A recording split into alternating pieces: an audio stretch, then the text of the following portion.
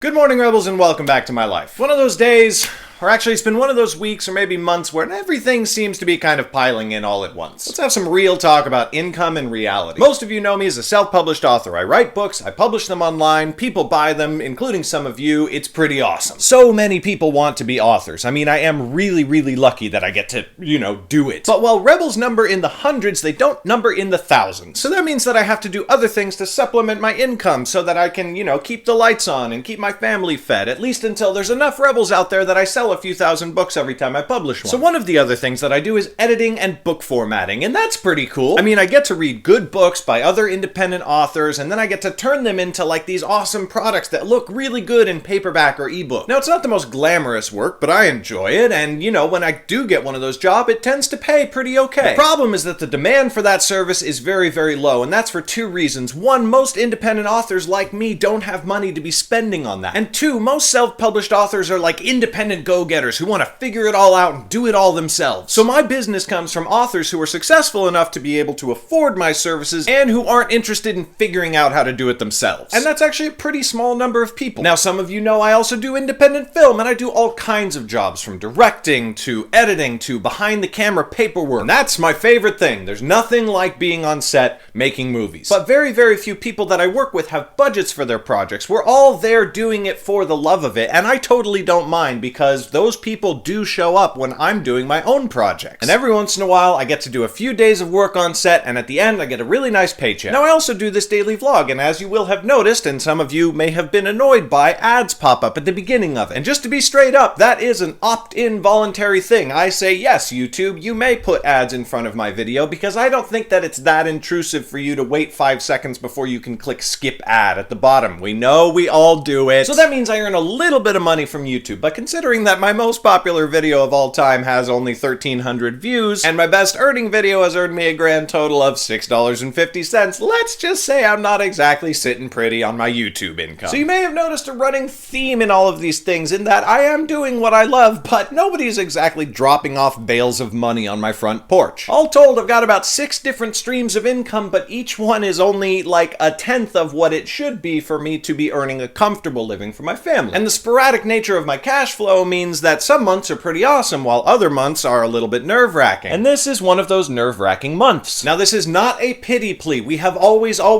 figured things out in my family, and we always will. Absolute worst case scenario, I end up having to go get another job, and I really don't think it's gonna come to that, but if it does, do I actually have any right to complain? I mean, I know that I can get a job, and then what? Like, I have to work in an office like 90% of the world? So I'm not recording this to ask for your help or to tell you that you must go buy all of my books, although you can totally do that. I'm actually just recording this because I was sitting there trying to figure out what to vlog about today, and I couldn't think of any topics because all of this stress was kind of weighing on my mind. And then I was like, well, duh, why don't you just vlog about that? And really, I'm recording this because 3 years from now, I want to look back on this video and say, oh, you silly man. It's gonna get a lot better. Thanks for putting up with my thoughts for the day, Rebels. I'll see you tomorrow with a video that should be announcing the launch of a new web show that I'm very excited about. And so until tomorrow, bye.